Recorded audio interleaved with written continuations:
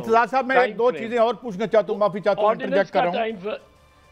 एक तो article 26 challenge हो गई है सूबाई कोर्ट्स में भी, जो हाई कोर्ट्स हैं, और इधर भी क्या इनको वो यानी सेट असाइड कर सकती है? एंड सेकंडली वो भी एक आईनी ओहदा है यार सादिक साहब का, हालांकि वो बड़ा ग्लेयरिंगली अदालत के सामने खड़े हो गए हैं अपने बयान में, क्या उनके खिलाफ भी कार्रवाई हो सकती है या वो उनको इम्प्यूनिटी है या इम्यूनिटी है? ये तो ख्वाजा आसिफ साहब, शहबाज शरीफ साहब, मरियम बीबी, ये तो अदलियात के सामने बिल्कुल बड़े मुसल्ला होके खड़े हुए हैं। और इन पे तो मैं समझता था कि मैंने अदालत को मैं ये बहस भी की थी कि इनको ज़रा तलब करें, ये बयान जो दे रहे हैं ख्वाजा आसिफ खास का मिसाल और वज़ीर आज़म, इन्होंने तो अदालत को कुछ छोड़ा ही नहीं। इनको अगर आप तलब करके और इनको कहें ये आपने बयान दिया, वो कहेंगे कि दिया, वो तो उन्होंने बाकायदा मीडिया में और बड़ी ज़ोरदार अंदाज में, और अदालत कौन होती है कि ये 18 लोग कौन होते हैं, ये अब उनको बुला के आप कहें ये आपने बयान दिया, वो कहेंगे, कहना पड़ेगा उनको कि दिया। वो कहें जी आप फिर इस पर हमें ये शो का नोटिस आपको कर रहे हैं इसका तौहीन अदालत का, और आप इसका जवाब दें। जवाब देंगे यही कि ये हमारी अल्फाज हैं।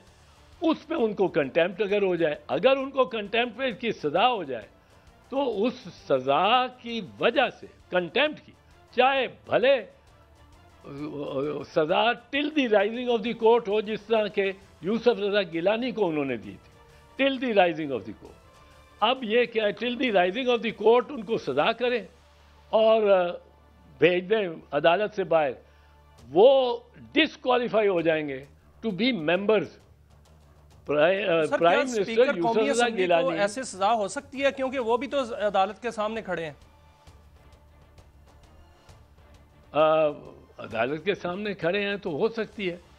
अब इसमें पार्लियामेंट भी आ सकती है। वैसे पार्लियामेंट आ जाएगी और कहेगी कि जी ये सज़ा जजेस को करो। ये एक बिल्कुल अनार्की की तरफ जाने की बातें करते हैं जब स्पीकर साहब इस पे आ जाते हैं, क्योंकि अदालत की सर कल एक बड़ी एक्टिविटी होने जा रही है जुडिशल सिस्टम में। कल सुप्रीम कोर्ट बार के इलेक्शन है। आप क्या समझते हैं कि किसका पलड़ा बारी होगा, और अगर हामिद खान ग्रुप जीत जाता है तो वो असरअंदाज हो सकता है हुकूमत और अदलिया के हवाले से जो मामला चल रहे हैं? अदालत और अदलिया के मामले में एक इसका क्लाउड तो है, एक क्लाउड तो है, उससे अदालत को बड़ी तक़वियत मिलेगी, अदालत को तक़वियत मिलेगी। लेकिन अब ये इतनी बढ़ जाए बात कि जितनी 2009 में लॉयर्स मूवमेंट जो कि 2007 से शुरू हुई थी, मार्च 2007 से मार्च 2009 तक वो मूवमेंट तहरीक के वकला वो चलती रही 2 साल पूरे कंसिस्टेंटली, और मार्च 2009 में जज बहाल हुए। अब वो तो एक बड़ा प्रेशर बन गया था उसका। इसमें वकला को प्रेशर बनाने के लिए, बढ़ाने के लिए कुछ वक्त लगेगा। और ये दरी असना मैं समझता हूँ कि पार्लियामेंट कुछ कवानीन बनाएगी, और उन कवानीन में अदलिया के जो हैं इख्तियारात, उनको ज़ईफ़ करने की कोशिश करेगी। ये नज़र आ रहा है। सर यही गूंज जो है वो सामने आ रही है 27वीं आईनी तरमीम की, 27वीं आईनी तरमीम जो है वो लाई जा रही है, सीनियरिटी लिस्ट को डिस्टर्ब किया जाएगा। ये भी ज़राए कह रहे हैं कि सीनियरिटी जो है वो 3 से शुरू होगी, 3 के बाद से। ये राना सनाउल्लाह जो है ना वो भी बयान दे रहे हैं। तो आप क्या समझ रहे हैं कि 27वीं तरमीम के आने के बाद अदलिया की साख्त क्या होगी? नहीं, आप क्या समझते हैं कि seniority list selection of chief justice number 4 से शुरू होगा? नहीं सर, आगे सीनियरिटी लिस्ट जो है उसको जो है वो कहा जा रहा है राना सनाउल्लाह की जानिब से कि 3 से के बाद से शुरू होगी। نمبر 1 2 3 کے بعد نمبر 4 جو ہے وہ نمبر 1 سمجھا جائے گا. جی جی میں سمجھا نہیں ہوں آپ کی بات، یہ ادانا کی بات. سر 27ویں آئینی ترمیم جو لائی جا رہی ہے اس میں سینیرٹی لسٹ جو ہے وہ تبدیل کرنے کا خدشہ ہے. کس طرح اس میں آئینی عدالت کی طرف تو معاملہ جا سکتا ہے سر؟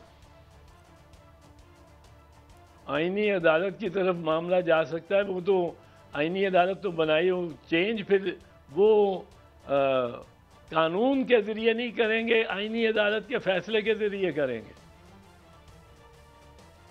اچھا اعتزاز صاحب ایک اور حوالے سے آپ کو ایک چیز عرض کروں. جی جی پلیز گو ہیڈ. جی پلیز. میں یہ سمجھتا ہوں کہ ایک بڑا فرق آ گیا ہے پچھلے گزشتہ 2 دنوں میں.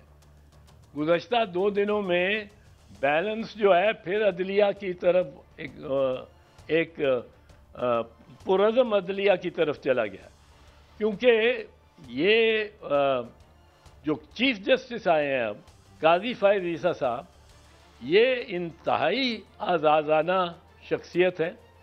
یہ انہوں نے 3 سال 4 سال اپنے وہ چھوڑ دیے ہیں چیف جسٹس کے عہدے پہ آنے کے لیے، اور 4 سال انہوں نے پہلے ریٹائر ہو جانا ہے 65 سال کی عمر پہ سے پہنچنے سے. And he is a very learned, اور وہ ایک یونائٹنگ فورس ہے جوڈیشری میں. اس نے آتے ہی جن 2 اپنے سے سینئر ججز کی کچھ تصدیق ہوئی بھی تھی کہ ان کو اس میں کسی گورنمنٹ نے نہیں لیا تھا ایز چیف جسٹس اور سپرسیڈ کیا ہوا تھا، اب یا یہ زخم بھرے گا. He is a very intelligent, very capable جج، اینڈ ہی ریئلائزز کہ جوڈیشری کو یکجا کرنے کے ساتھ ہی جوڈیشری کا سروائیول ہے. اور جب ایک پارلیمنٹ اتنی پرعزم ہو جائے جتنی کہ اسپیکر کہہ رہے ہیں، یہ اسپیکر صاحب مجھے تو ان پہ حیرت ہوتی ہے. یہ اپنی ساری طاقت ڈیمونسٹریٹ کرنا چاہتے ہیں عدلیہ کو کسی طرح پسپا کر کے، اور خود جو یہ پسپا ہوئے ہیں جب پارلیمنٹ یہ کہتے ہیں سپریمیسی آف پارلیمنٹ چاہیے. بھائی سپریمیسی آف پارلیمنٹ آپ کو چاہیے ایاز صادق صاحب، تو ان کو تو پہلے ان کا محاسبہ تو کرے، ان کو گرفتار تو کرائے جنہوں نے آپ کی پارلیمنٹ کے اندر گھس کے نقاب پوشوں نے. Great player. آپ نے جو یہ اہم بات کی وہ یہ کہ عدلیہ جو ہے، ناظرین ابھی اعتزاز احسن صاحب ایک طویل تجربہ رکھتے ہیں پارلیمانی سیاست کا بھی اور قانون کا بھی، کہ یہ ٹلٹ جو ہے وہ اس دفعہ عدلیہ کی طرف گیا ہے، اور جو یا آفریدی صاحب ہیں وہ یقیناً جو ہے عدلیہ کی جو قانونی ساکھ ہے اور جو قانونی حیثیت ہے اس کو وہ ایک معیار کے مطابق آگے بڑھائیں گے.